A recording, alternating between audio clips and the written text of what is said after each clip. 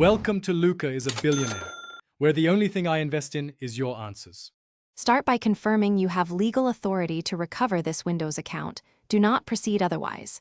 Gather prerequisites: another administrator account on the PC, a Windows password reset USB if you created one earlier, or credentials for the linked Microsoft account.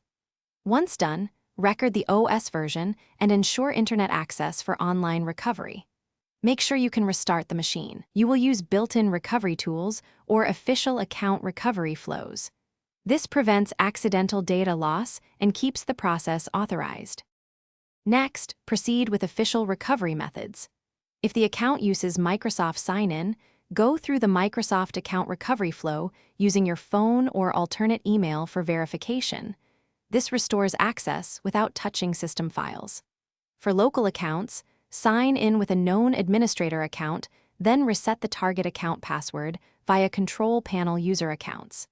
If you have a recovery USB or password reset disk, use the included reset password wizard from the lock screen. These approaches preserve data and comply with policies.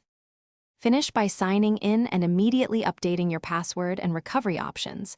Enable two-factor authentication and create a recovery USB for future access.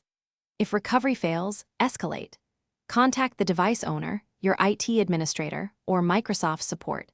Do not attempt unauthorized bypass methods. If the system behaves oddly after recovery, run system restore or use the official Windows recovery environment to repair startup files. As a last resort, backup data and perform a clean install with proper authorization. Remember, legal and safe. Thanks for watching and please subscribe. It's the best investment you'll ever make.